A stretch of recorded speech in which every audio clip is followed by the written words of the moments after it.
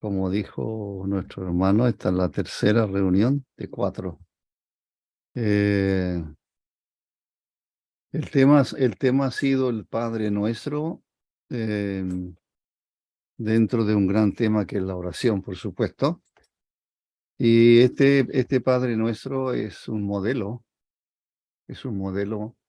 de oración. Contiene quizás lo más importante que debe tener una oración.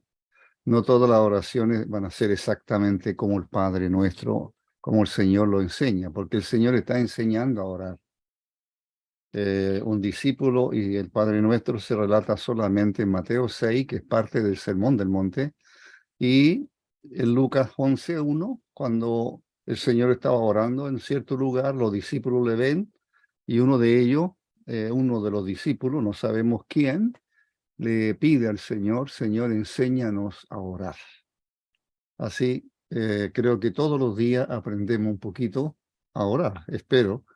En la medida que más oremos, nos vamos dando cuenta que quizás no sabemos pedir como conviene. Es cierto que el apóstol Pablo enseña, Dios a través del apóstol Pablo enseña que pedir como conviene, dice él, no lo sabemos muchas veces, pero el Espíritu de Dios intercede en nosotros, por nosotros, para orar como conviene. Pero la oración es un tema tremendamente necesario, quizás uno de los más desconocidos temas, y es por eso, porque no sabemos exactamente qué es lo que tenemos que orar, cómo. A veces tenemos clara la necesidad, pero no sabemos a veces cómo pedir, ¿ya? A Dios, que es el único a quien podemos orar. Es a Él a quien oramos. Eso dijo el Señor: cuando vosotros oréis, diréis, acuérdese, lo voy a leer, mejor voy a leer el Padre Nuestro según Mateo. Mateo capítulo 6. Mateo capítulo 6 y el versículo, vamos a ver. Mateo 6. Esta no es mi Biblia habitual, pero no la encontré. Creo que la dejé en otro lado de la reunión, pero hay más de alguna Biblia por aquí. Entonces, el capítulo 6 dice el versículo 10. Bueno, no. Vosotros pues, el 9, el Señor le dice: vosotros pues oraréis así: Padre nuestro que estás en los cielos, santificado sea tu nombre, venga tu reino, hágase tu voluntad como en el cielo, así también en la tierra. Ahí hay 3 peticiones.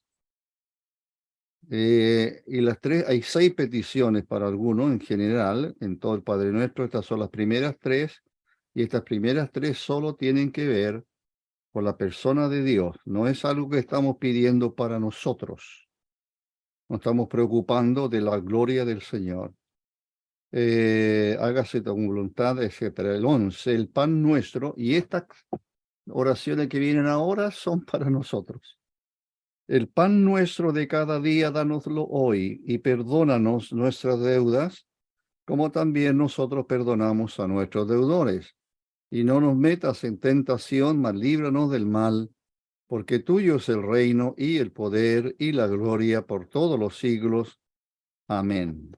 Ese es el Padre Nuestro según el evangelista Mateo. En Lucas hay algunas variaciones, no en la petición propiamente tal. Hay algunas variaciones, ustedes las pueden comparar.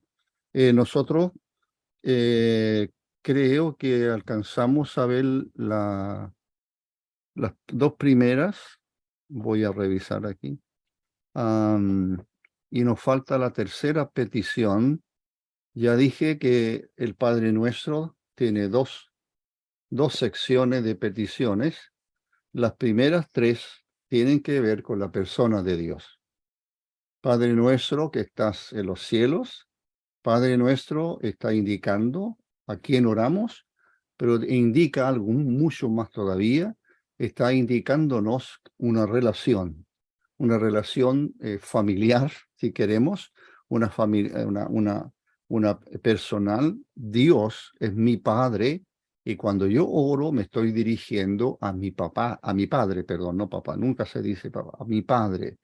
Entonces, estaba pensando en Abba, pero han escuchado ustedes Abba. Pero Abba es el término arameo. Por si acaso, si alguien no lo sabe, que le sirva un poquito la explicación, ya que mencioné eso de papá. Pero Abba es lo que usaban habitualmente los niños con sus padres, ¿ya? Abba. Todavía, incluso eh, leí de alguien que comentaba en cierto aeropuerto, no sé si Alemania, que iba rumbo a Israel y venía llegando un avión de Israel. Y entonces un niñito salió de los que esperaban a los pasajeros, un niño salió gritando a encontrar, porque venía alguien y era su papá, y él decía, Abba, Abba, Abba. Entonces ahí él se dio cuenta de lo del significado de esa palabra, pero nosotros no la usamos. Está en los evangelios, Abba Padre. Incluso hay un himno que cantamos, ¿verdad? En la cena, Abba Padre, te adoramos. Muy bien, pero no lo usamos realmente y no usamos otra terminología, sino Padre o Dios o Padre. Usamos indistintamente o Padre o nuestro Dios y Padre. Bueno, esa es lo que el Señor está enseñando. Vosotros oraréis así. Y esto de Padre es tremendamente novedoso para el pueblo judío, porque ellos no oraban así. Ellos no se acercaban a Dios como Padre. Nunca. No, no, no. Eso le llamó la atención cuando el Señor hablaba, cuando Él hablaba de mi Padre. Entonces eso les chocó, vamos a usar les chocó mucho al pueblo judío, ¿ya? Porque ellos era como demasiada familiaridad, que no estaban autorizados. Ya creo que mencioné que ellos no estaban autorizados, o lo dije el sábado también, a usar el nombre que habitualmente se tradujo Jehová, pero dicen que es una no muy buena traducción del nombre original de Dios, que es un son letras consonantes, como expliqué un poquito. Y entonces lo que más se parecería sería Yahvé o Yahweh, son lo que usan algunos predicadores, incluso en sus libros, para no usar Jehová, ¿ya? Pero es porque el pueblo judío nunca usó ese el nombre de Dios, por un tremendo temor de ofender el nombre de Dios. No lo usaban, ¿ya? Entonces usaron Adonai. Eso lo usaron muchísimo, Adonai. De hecho, sacaron las vocales de Adonai para poder tener el nombre de Yahvé o Yahweh. Muy bien, entonces cuando dice Padre nuestro, es una relación. Dios es nuestro Padre, es una gran verdad. Pero cuando decimos Padre, estamos diciendo que yo tengo una relación personal. Es alguien que yo conozco y que Él me conoce a mí. Es una relación, Padre-Hijo. Entonces puedo pedir con confianza en mi Padre. Él me va a escuchar. Vosotros oraréis así, Padre nuestro, que estás en los cielos, aunque Él está en todo lugar, es omnisciente, pero su trono está en el cielo. Y luego dice que estás en los cielos, y la primera petición que hace es, santificado sea tu nombre.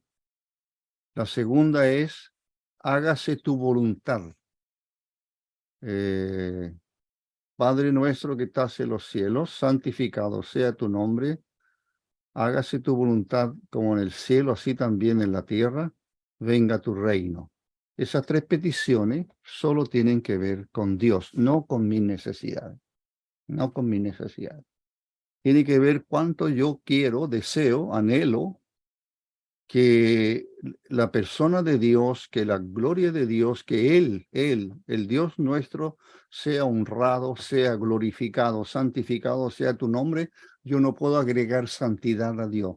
Dios no necesita nada, no necesita nada de nosotros, no, ¿verdad? Nada. Si Él quiere usarnos, bien.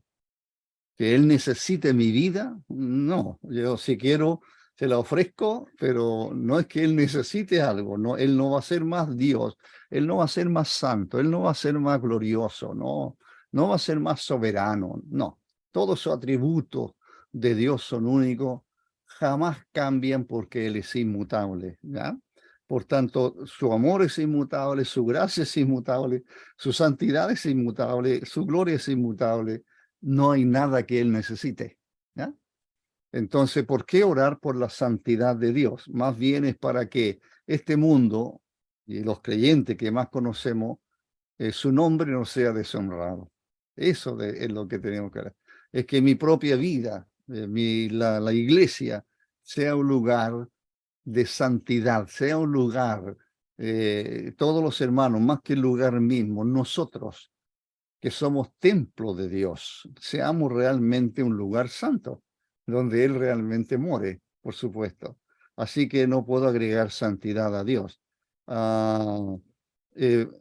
Me queda entonces la tercera petición. Esta es la tercera. Sea ella tu voluntad como en el cielo y, y también en la tierra. Eh, Voy a revisar algo. Venga tu reino. Ok, esa era la que vimos ya. Entonces vimos dos. Y ahora vemos la tercera, que es hágase tu voluntad. Así que el tema ahora es la voluntad de Dios. Y espero tratar otra que tiene que ver con nosotros. El pan nuestro de cada día, dánoslo hoy. ¿Ya? Ahora, esas oraciones, las segundas, el segundo trío de oraciones tiene que ver con nosotros, nuestras necesidades. Pero ahora no, estamos hablando, hasta aquí nos queda esta última que dice, sea ella tu voluntad como en el cielo, así también en la tierra. Ahora, podéis preguntaros qué significa, por qué esta petición, sea ella tu voluntad. ¿Acaso la voluntad de Dios no se hace siempre? Entonces, ¿acaso Dios no es soberano y se hace todo lo que Él decrete e indique? Todo lo que Él decreta se cumple. Todas esas preguntas las podemos hacer con lo que está diciendo el Señor aquí. Hágase tu voluntad, como en el cielo, así también en la tierra. Eso debe ser el deseo de todo creyente. Santificado sea tu nombre, venga tu reino, hágase tu voluntad. Ahí hay tres peticiones, tres expresiones, y lo que están diciendo es que yo como creyente en Cristo tengo un temor de Dios por su santidad, por su santidad. Recuerde las palabras de Elías. ¿Qué haces aquí, Elías? Le dice el Señor. He sentido un vivo celo por Jehová de los ejércitos. He sentido un vivo celo, celoso. El celo es algo correcto, ¿ya? Alguien dice que los celos, no, no, no. Los celos jamás han sido algo incorrecto. Los celos mal enfocados, sí, pero celoso de las cosas del Señor, ojalá yo sea más celoso de las cosas, de lo que incumbe a la persona de Cristo, a la persona de mi Padre, que realmente tengamos un gran celo, que su santidad no sea, que Él no sea deshonrado por nosotros. Que vamos a la tercera. Estoy hablando de la voluntad de Dios. Entonces, ¿cómo podemos conocer? La pregunta que a veces hacen muchas personas, sobre todo jóvenes, ¿cómo puedo conocer la voluntad de Dios? Está indicando cómo puedo conocer qué es lo que Dios tiene para mí o qué es lo que Dios quiere de mí. ¿Ya? A veces se preguntan, ¿Dios querrá? ¿Será la voluntad de Dios que viaje a tal lugar, que me vaya a otro lugar, a otro vaya a trabajar? ¿O solamente me guía un interés de salir del entorno que estoy porque ya me ahoga, porque ya tengo muchas privaciones? Entonces, no sé si seguramente estoy hablando aquí a hermanos y hermanas que han emigrado para este país. Conozco a muchos latinos de varios países de esta América Latina, específicamente en los Estados Unidos, por muchos años que he estado viajando. Y bueno, si yo preguntaba a ellos o preguntara a ellos por qué vinieron, todos vinieron por razones sociales, por razones económicas, ¿ya? Por un campo más amplio para ellos. Bueno, eso es totalmente entendible. La pregunta es, ¿cuál es la voluntad de Dios? ¿Qué es lo que Dios quiere? ¿Qué es lo que Dios me demanda? Voluntad de Dios. Entonces, alguien se estará preguntando, Señor, yo quisiera casarme. No sé si tiene que partir de esa forma. O preguntarle a Dios, Señor, ¿tú quieres que yo me case? Si tú quieres que yo sea un hombre o una mujer casado o casada, yo tengo que entender que tú debes darme una esposa o un esposo, porque yo me puedo equivocar y tú no, ¿ya? Entonces eso es ir conociendo, encontrando el camino que Él me indique, el camino a seguir. ¿Cuál es el camino que Dios? ¿Debo trabajar en esta empresa? ¿Debo estudiar esta carrera? Pues hay muchas preguntas que se puede hacer el creyente y algunos todavía están preguntándose de eso. Bueno, ahora, hay preguntas muy difíciles de contestar. Yo no puedo saber cuál es la voluntad de Dios para un joven o para una señorita. Si el joven o la señorita me pide consejo, como ha ocurrido muchísimas veces, respecto a que se quiera casar o no, bueno, yo puedo dar algún consejo. Un matrimonio que tienen algunos problemas también puede ser. Guiarle. Ellos no tienen por qué hacer lo que yo diga, pero puedo guiarles en alguna forma. Muy bien. Ahora, voy a decir algunas cosas para entender mejor este concepto, esta verdad de la voluntad de Dios. ¿Qué significa la voluntad de Dios? ¿Ya? Para que así, cuando ore, hágase tu voluntad, esté orando de acuerdo a lo que significa. ¿Qué entiendo por la voluntad de Dios? ¿Qué entiendo por la voluntad de Dios? ¿Ya? Muy bien. Entonces, hay más de una manera, para algunos tres o más. Entonces, la primera forma, creo que es la que podríamos decir, todas las conocemos, ¿ah? Cuando la vayan mencionando, ustedes se van a dar cuenta. Hay una voluntad de Dios. Hay más de una voluntad de, para poder entender el concepto. Hay una voluntad de Dios que tiene que ver con la soberanía de Dios. Se le llama la voluntad soberana o eficaz de Dios. Se dice, no entendí. Muy bien, entonces la explicamos. Esto significa que cualquier cosa que Él decrete, se va a cumplir. Por ejemplo, en el principio, en Génesis, Dios dijo, sea la luz. ¿Qué pasó? Fue la luz. Esa es una voluntad, es un decreto de Dios. ¿Ya? Ahí no se puede decir que no. Por ejemplo, cuando Jesús, nuestro Señor y Salvador, uso a veces el nombre Jesús porque para indicar su momento aquí en esta tierra, cuando está, así era conocido, cuando él está frente a la tumba de Lázaro. ¿Se acuerdan, verdad? Muy bien, porque quien no conoce ese pasaje, en Juan 11, y ve a toda la gente llorando, entre ellos las dos hermanas, Marta y María, etcétera. ¿Y qué hace el Señor frente a la tumba de Lázaro? Después de quitar la piedra, entonces el Señor dijo, Lázaro, ven fuera. ¿Y qué pasó? Lázaro dice, no, voy a pensarlo un poco, en realidad estoy bien así. No, Lázaro salió. Esa es la voluntad de Dios. Esa es la voluntad soberana o eficaz de Dios. Esa no se puede desobedecer. Se hace. Lo que Dios dice, se hace. ¿Ya? Esa es la voluntad de Dios. Cualquier cosa que Él decrete, se va a cumplir. Cualquier cosa que Él decrete, se va a cumplir. Y le doy esos dos ejemplos, el de Génesis y el de la resurrección de Lázaro, y usted puede encontrar mucho más. La voluntad de Dios, llamada soberana, es la voluntad de Dios que se cumple en todo momento, siempre, sin importar lo que Él ha decretado. Se va a cumplir, ¿ya? Segunda, hay una segunda explicación para la voluntad de Dios, de tal manera que cuando usted dice, Señor, que se haga tu voluntad. Muchas veces oramos así, a veces en las reuniones públicas, Señor, que se haga tu voluntad. Muy bien. Hay una voluntad que se le llama preceptiva, voluntad, preceptiva de preceptos. Precepto es sinónimo de mandamiento, de ordenanza, precepto.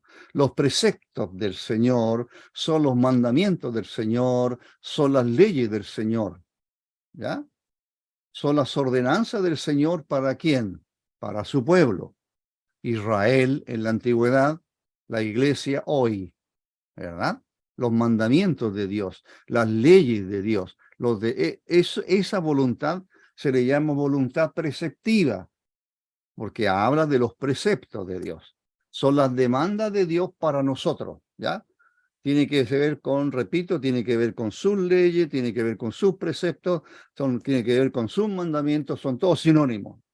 Nosotros conocemos, lo primero que se conoce en Éxodo, que es, y Deuteronomio también aparece, es los 10 mandamientos, que debiera llamarse los 10 palabras, porque el vocablo que se usa allí es palabra y no mandamiento, pero todo el mundo lo conoce por los 10 mandamientos, ¿eh? Pero son las 10 palabras, según lo que he investigado. Usted puede investigarlo más o mejor. Entonces, ¿para qué son esta voluntad preceptiva de Dios, si son mandamientos? ¿Para qué son estos mandamientos? ¿Para qué? ¿Para qué? Bueno, estos mandamientos regulan nuestra conducta, la conducta del creyente, porque no vamos a hablar del hombre inconverso que no le interesa para nada la voluntad de Dios o obedecer los mandatos de Dios. Yo quiero como creyente en Cristo obedecer su voluntad, quiero obedecer sus mandamientos, ¿sí? Bueno, esta es la voluntad receptiva, perdón, preceptiva de precepto de Dios. Esta voluntad, vuelvo a repetir, esta voluntad no es como la voluntad que vimos antes. La voluntad que vimos en la primera definición tiene que ver con un decreto de Dios que se cumple siempre. Que acabo de decir, ¿se cumple siempre? ¿Los mandamientos del Señor siempre se cumplen? ¿Usted cumple todos los mandamientos de Dios? Yo cumplo todos los mandamientos de Dios. Por ejemplo, no vamos a ir al decálogo así llamado, aunque allí podría haber uno bien para estos. Sí, honra a tu padre y a tu madre. ¿Qué es eso? Un mandamiento de Dios. ¿Para quiénes? Para todos los que somos hijos.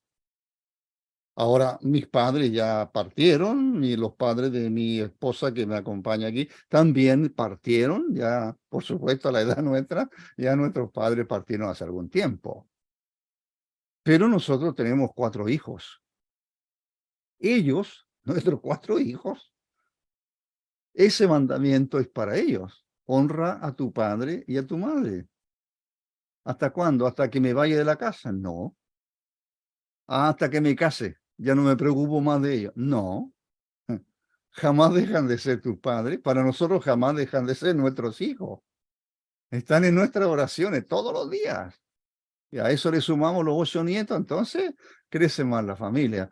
Pero el mandamiento es para los hijos. Honra a tu padre y a tu madre. O sea, preocúpate de ellos. No solamente significa así, yo los respeto, los trato con mucho cariño. No, no, no. Significa mucho más que eso. ¿Otro más? Que tenga que ver con nosotros. Muy bien. Maridos, amad a vuestras mujeres. Veo matrimonio aquí, no importa cuántos años. Maridos, amad a vuestras mujeres. Bueno, a Adán no le sirve todavía este mandamiento, ¿cierto? Ok. Tenemos que orar todos para que tenga a quien amar y obedecer este mandamiento. Maridos, dice, ¿para quién es ese mandamiento? ¿De quién es ese mandamiento? ¿De quién? De Dios. Dios me está ordenando a mí, yo soy su hijo, y Él me está ordenando a mí, que soy marido, que debo amar a mi mujer. Ama, marido, amad a vuestras mujeres. Ajá, no, sí la amo, sí. Sí, pero mira, la medida de amor es la medida que traza Dios. Así como Cristo amó a la iglesia y se entregó a sí mismo por ella. Mira, así debo amarla. Exactamente como Cristo amó a su propia esposa, la iglesia, que dio su vida. ¿Somos capaces de dar nuestra vida por nuestras esposas? Sí, dice alguien. Como dije una vez en una conferencia para matrimonio, y son las 3 de la mañana y la señora despierta con un dolor de, no sé, de estómago, y por favor anda a hacerme una agüita de hierba. Y él dice, no, hace tanto frío, no, no, aguántate un poco. ¿Se da cuenta? Lo de ser creyente es algo de cada momento, ya sea en el trabajo, ya sea aquí en casa, en todas partes. Yo tengo que preocuparme de cumplir la voluntad. Y en este caso, la voluntad preceptiva de Dios tiene que ver con los mandamientos de Dios para el pueblo de Dios. Dios le entregó leyes a Israel, es increíble. Uno queda asombrado al leer el libro de Deuteronomio, o leer Levítico, etcétera, o leer todo, cómo Dios, uno habla de 10 mandamientos, pero en realidad hay mandamientos para todo, para los padres, lo dije el sábado.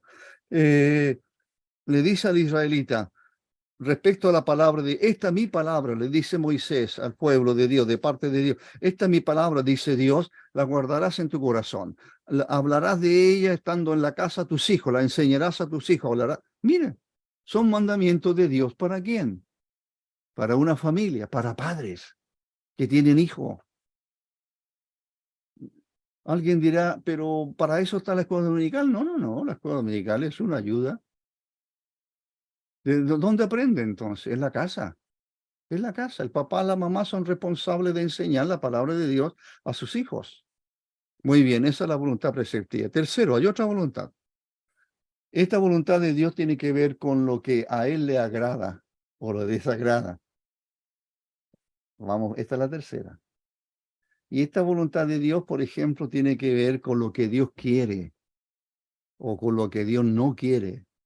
Y el texto más conocido es aquel que dice que Dios quiere que todos sean salvos. ¿Y todos son salvos? No.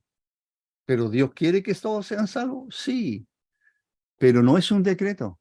Si fuera un decreto de Dios, todos serían salvos. Todo, sin excepción.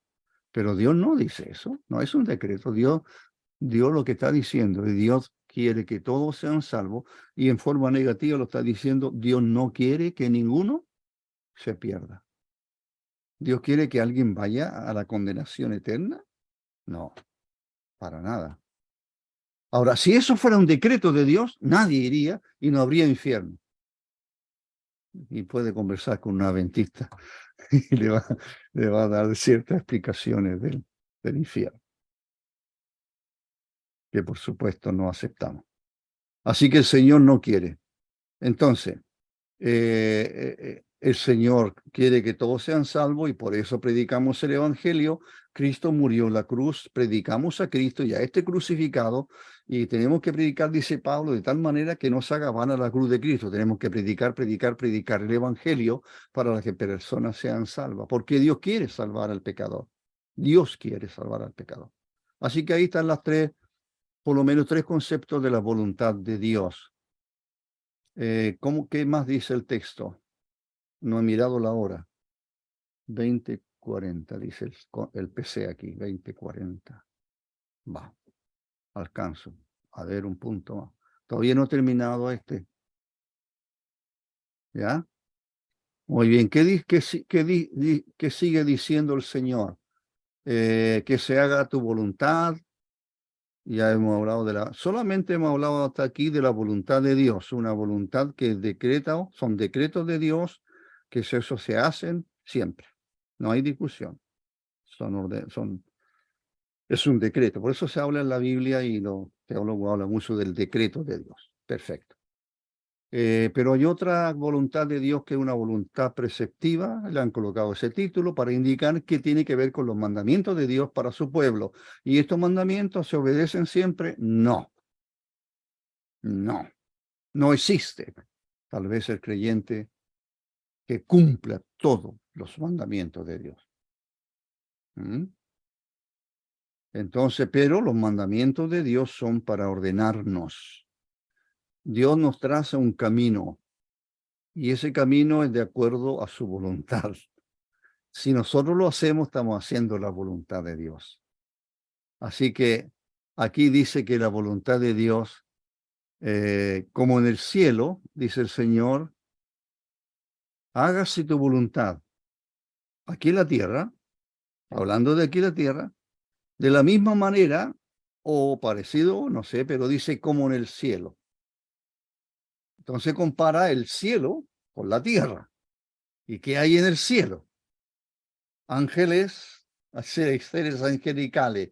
¿Los seres angelicales hacen siempre la voluntad de Dios? Sí, sí, porque la rebelión satánica fue antes que este mundo existiera. Sí, los ángeles, nunca vamos a leer que un ángel no haga lo que Dios le ordene hacer.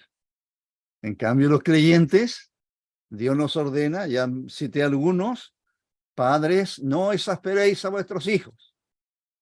¿Para quién es ese mandamiento? Para los papás. ¿Cómo debe educar a sus hijos? ¿Se da cuenta que hay mandamientos para todos? Muy bien. Pero dice el Señor, que la voluntad de Dios se haga en la tierra como en el cielo, se haga igual como, parecido a. El ejemplo es como el cielo se cumple todo la voluntad de Dios. ¿Quién más está en el cielo en este instante? Todos los creyentes que han partido están en el cielo. ¿Alguno de ellos se atrevería a no hacer la voluntad de Dios? No. Entonces tenemos que concluir que en el cielo la voluntad de Dios siempre se hace, siempre. Todo lo que se hace en el cielo, todo lo que hacen las criaturas de Dios en el cielo, llámense seres angelicales, que no solamente hay ángeles, hay arcángeles, hay serafines, hay querubines, seres vivientes, etcétera, todos ellos, más toda la iglesia, parte de la iglesia que está en el cielo, comenzando por muchos creyentes y aún de la antigüedad que están en el cielo, todos ellos no pueden sino hacer la voluntad de Dios. ¿Por qué? Porque son perfectos. Porque el cielo no hay pecado. No podría haber desobediencia, como aquí. ¿No es cierto? Bueno, eso es lo que el Señor dice cuando oremos. Al orar, yo quiero que aquí en la tierra se haga la voluntad de Dios, así como se hace en el cielo. Porque aquí en la tierra, en el cielo no existe el pecado, estaba diciendo, pero aquí en la tierra sí. Entonces, la característica del cielo es que todo gira alrededor de Dios. Allí no hay nada humano, por así decirlo, no hay nadie. Nosotros aquí estamos preocupados de nosotros, ¿no es cierto? El cielo, ya el vocablo egoísmo desaparece. Nuestro corazón, nuestra naturaleza será absolutamente transformada cuando el Señor venga, y nuestros cuerpos serán semejantes al cuerpo de la gloria suya. Imagínense, perfección para poder estar en el cielo. Y entonces no habrá mayor gozo que hacer todo lo que Dios diga. La voluntad suya será siempre ella. Pero mientras estamos en la tierra, tenemos muchas limitaciones, somos débiles, carnales, etcétera. Podemos decir muchas cosas de nosotros para indicar que no hay perfección en nosotros y que podemos fallar en cualquier momento, ¿verdad? La tentación existe y en nosotros hay respuesta a esa tentación. En el cielo no habrá tentación y si hubiera, no hay respuesta de nosotros a la tentación. Es imposible. Entonces, el deseo supremo de todo en el cielo, de todo lo que está en el cielo, es hacer la voluntad de Dios. Y eso es lo que Dios quiere que vivamos así. Nosotros también. Por supuesto, sabemos que es difícil, porque no hay, vuelvo a insistir, en nosotros ahí tenemos el gran enemigo, somos nosotros mismos. A veces uno dice, los creyentes dicen, repiten, bueno, el creyente tiene tres enemigos: la carne, el mundo y Satanás. ¿Y cuál es el más terrible de todo? Hoy algunos dirán, Satanás. Y yo diría, no. Entonces el mundo, no. ¿Quién entonces? Tú. Yo soy. Porque yo puedo decir no a la tentación, ¿verdad? Porque yo, en mi naturaleza, me alejo de Dios, porque yo quiero. No es que alguien tuvo a veces echamos la culpa a alguien a lo mejor. Es que no, es que en esa congregación, la verdad, las cosas que no. Hermanos, somos responsables nosotros. El Señor nos dio su espíritu. El Señor nos dio su palabra. El Señor nos dio la oración. ¿Qué dijo el Señor en Getsemaní a los discípulos? Orad para que no entréis en tentación. Orad para que no entréis en tentación. Una persona que ora para no está consciente de que es débil, va a salir por la mañana a su trabajo y no sabe con qué se va a encontrar. ¿Ya? Entonces, que el Señor nos ayude a hacer siempre la voluntad de Dios. Sea ella tu voluntad como en el cielo, así también en la tierra. Ojalá que en la tierra nosotros vivamos como nuestros hermanos y los ángeles y todos viven en el cielo.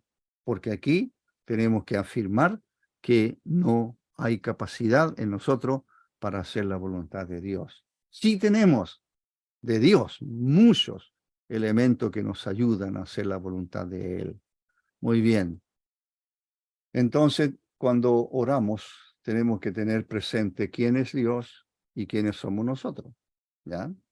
Dios es santo, nosotros no, nosotros somos pecadores. Sí, pero soy salvado. Sí, claro que sí, pero sigue siendo pecador, ¿o no?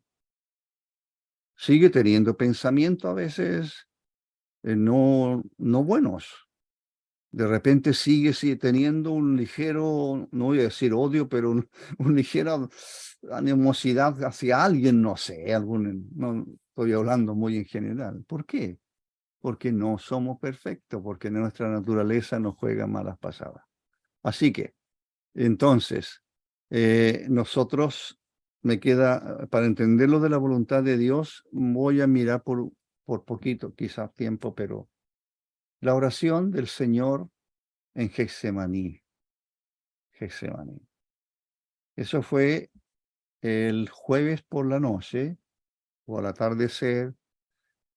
No se olvide que esa noche, la noche que fue entregado, le llama eh, el apóstol al que escribir a los Corintios de la Cena del Señor, la noche que fue entregado. Bueno, él está en el aposento alto, celebra la Pascua.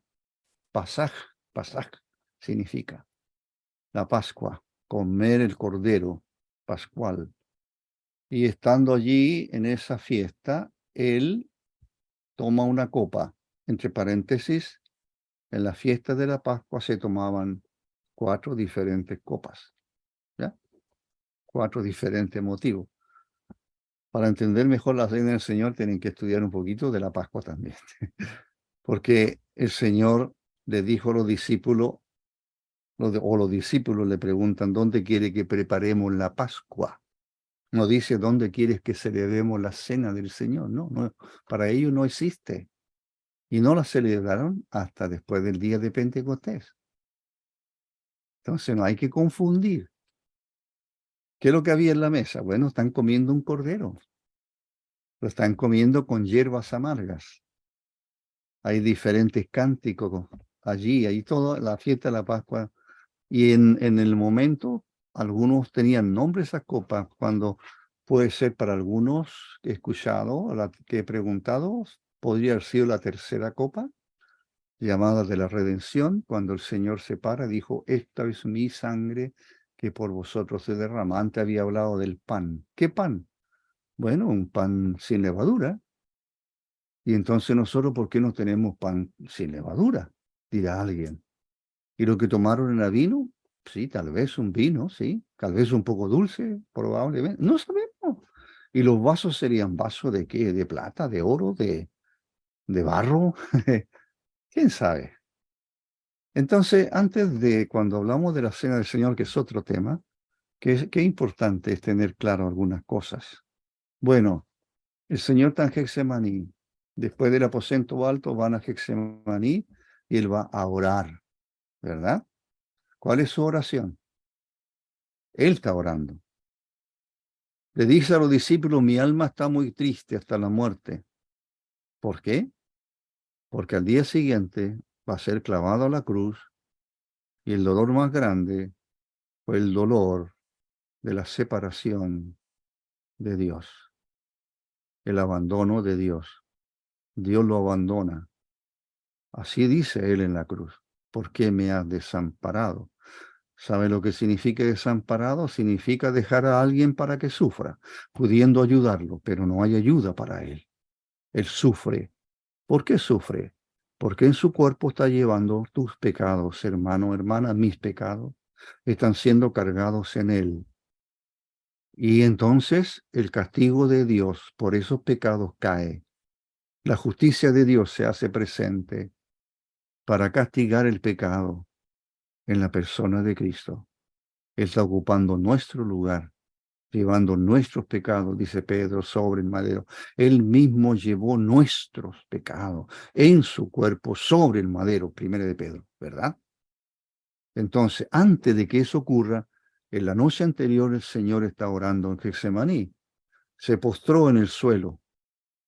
Padre, dijo él, si quieres, mire, si quieres, aparta de mí esta copa, pero, esa es la petición, aparta de mí esta copa. ¿Cuál copa? Creemos que es la copa de la ira de Dios, como Apocalipsis.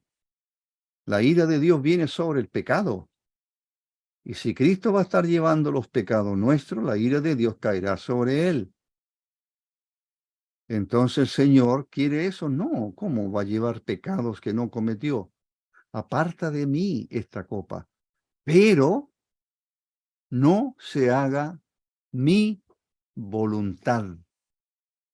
O otro pasaje, no lo que yo quiero, sino lo que tú.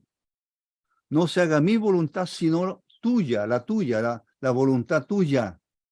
Ahora, esa oración fue respondida como el Señor está pidiendo. No. O alguien dirá, sí, porque se hace la voluntad de Dios. Sí, pero la petición del Señor fue, aparta de mí esta copa, para finalmente decir, pero Señor, Padre, no se haga lo que yo quiero, no, hágase lo que tú. Y la voluntad de Dios ya la conocemos. La obra de la cruz es lo más grandioso que podemos tener los creyentes en Cristo. No, y se me pilló el tiempo. Muy bien. Así que, entonces, si esto es lo que Dios quiso, eso fue lo que ocurrió. El Calvario fue real, la cruz fue real, el sufrimiento fue real. No hubo la gente, los sacerdotes, toda la gente que le decían, si eres el Hijo de Dios, le dijeron en un momento dado, si eres el Hijo de Dios, desciende de la cruz. Y él no desciende de la cruz. Pudo descender en el poder suficiente, pero no descendió de la cruz. Uno de los ladrones le dice, bueno, si eres el Hijo de Dios, si eres el Rey de los judíos, si eres el Mesías, si eres el Cristo, el Mesías, Cristo, el Mesías, si eres, bueno, sálvate a ti mismo y a nosotros también, dice un ladrón. Pero los creyentes sabemos ahora, por la Escritura, que en realidad la voluntad de Dios, el decreto de Dios, era que Cristo, su Hijo, haciéndose hombre, iba en una cruz del Calvario, iba a ser clavado a un madero, la muerte romana, no la muerte judía, que era por la lapidación, la muerte romana, iba a ser crucificado, y en su cuerpo Dios cargó en él, dice el profeta, dice, Dios cargó en él el pecado de todos nosotros. Por su llaga fuimos nosotros curados. Entonces, la oración del Señor en Getsemaní es para una meditación mucho más larga. Ojalá la tengamos presente, especialmente en la cena del Señor. Entonces, la verdadera oración de fe es una oración que confía, por supuesto, en Dios. Ya sea si la respuesta es sí o no. ¿Cambió en cambió en algo el amor de Cristo por su Padre? No. No. Al contrario, Él quiere que la voluntad de Dios sea esa. Y la voluntad de Dios era sufrir. Entonces Él sufre. ¿Por qué? Por eso que el Señor dice, me ama el Padre, porque yo hago siempre lo que le agrada. Siempre hago. Nadie, ningún creyente puede decir eso. Por eso me ama el Padre. Porque yo hago siempre lo que le agrada. ¿Qué satisfacción? La de Dios, nuestro Padre, al mirar a la tierra y hay alguien, es su Hijo, que hace la voluntad de Él siempre. Este es mi Hijo amado, dijo Dios, en quien tengo complacencia. Ese es el gran ejemplo de vida, ese es el gran ejemplo para nosotros. Muy bien, entonces me quedan como 3 minutos y estoy por hacerle caso que me pase un rato, pero voy a resistir aquella tentación.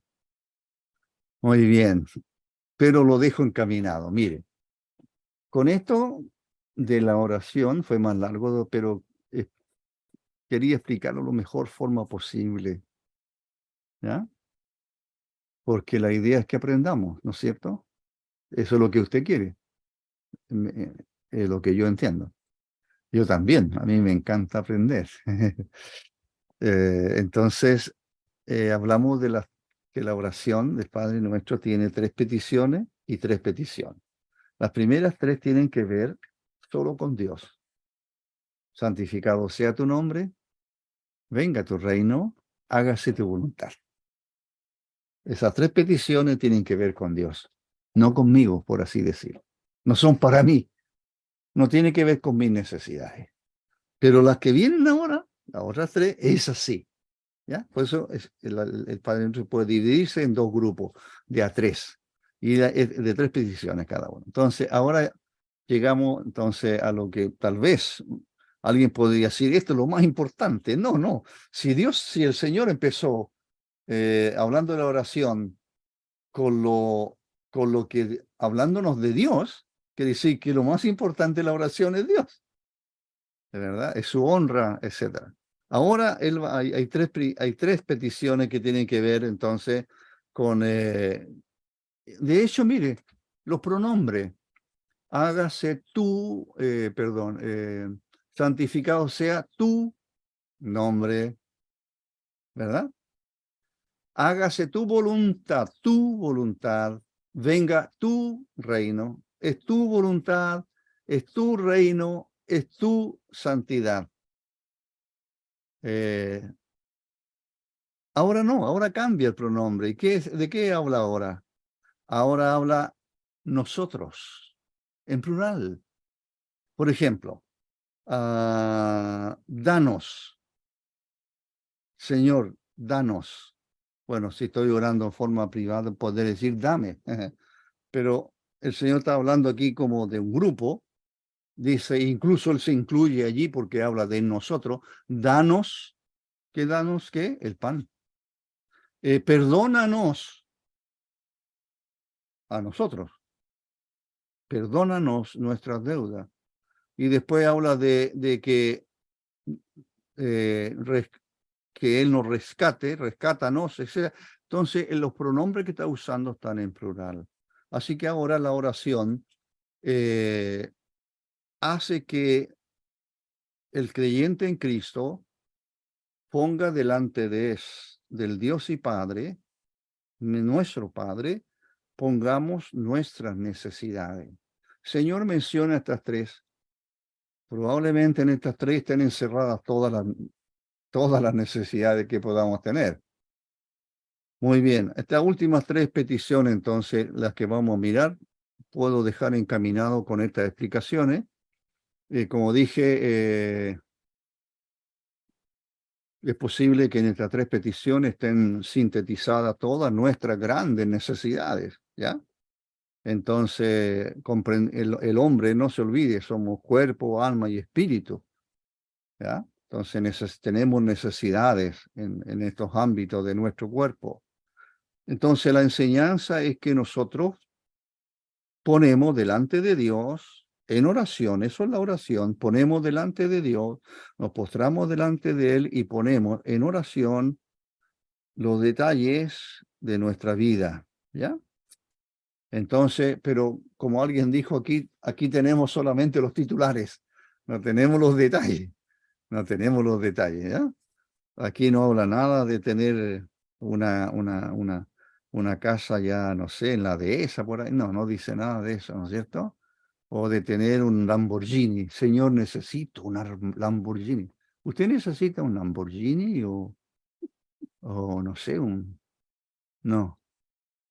¿Necesita usted un reloj de $1,500,000? Porque eso es lo que tiene un jugador brasileño. Uno de los pocos relojes. $1,500,000 por un reloj. Este no sé, tiene que haber costado, no sé. Es que mire, Sara, yo solamente me he visto, no sé, toda mi ropa la traigo de Italia, Armani, no sé qué. Y no tengo un solo auto, necesito 10 autos, porque uno para el día lunes, otro para... Mire, ¿hay gente así? Sí, hay gente así. Acabo de enterarme por Emol, porque yo leo Emol, nomás casi no le veo noticias, leo lo más importante. Que allí hay un club de ricos, de millonarios. Allí anda un expresidente reunido con los grandes. Es como un campamento, imagínense un campamento de millonarios, como el campamento que hacemos nosotros. No, no, hermano, no tenemos que confundirnos. ¿Qué es lo que son necesidades? Y qué es lo que son cosas que pedimos y no son necesidades y podemos vivir sin ellas. ¿Ah? Podemos vivir sin ellas. En estas últimas tres peticiones. Entonces, ¿qué hora es? ¿Un minuto más? Más o menos. Eh, Están quedándose dormidos algunos. ¿Quieren un café? No les puedo servir un café. Bueno, le dejo introducir la primera petición, el pan nuestro. A propósito de café, ¿tomó once?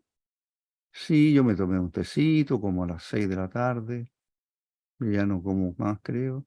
El pan nuestro de cada día, dánoslo hoy. ¿Tenemos pan para mañana? Sí. ¿Para pasado mañana? También. Nosotros compramos para 4 días. Miro a mi señora que está ahí, para ver si me hace así, pues. Lo calentamos nomás mañana. Se calienta y está listo.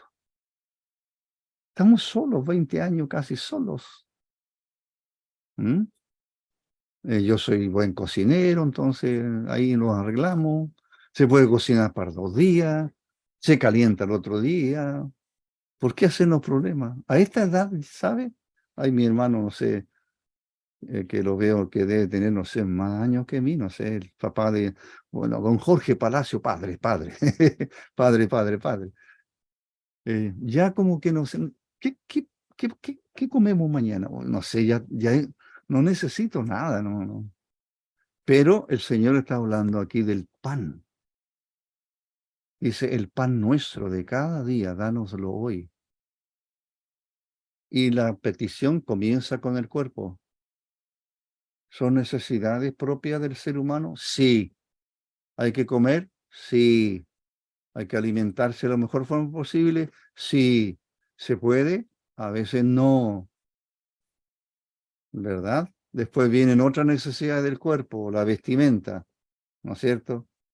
O necesito, no sé, un hermano en otro país que fuimos, hermano, quiero regalarle un traje.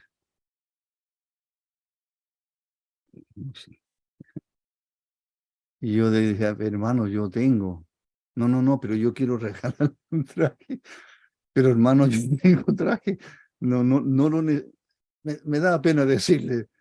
Oigan, pero él lo hacía, no sé, pues, era un aprecio por quien ha estado un mes enseñando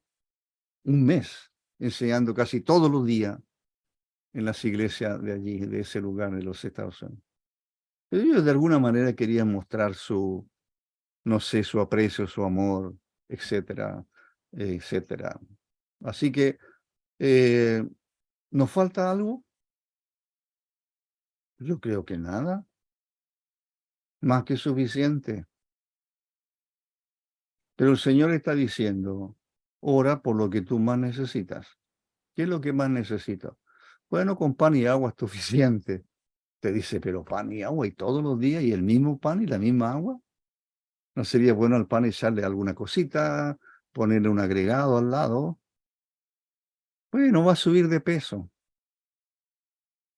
Hermano, el Señor está diciendo que lo primero que el Señor nos está enseñando es que pensemos antes de pedir lo que pedimos. ¿Ya? Pensemos, ¿qué es realmente lo que yo necesito para mi vida?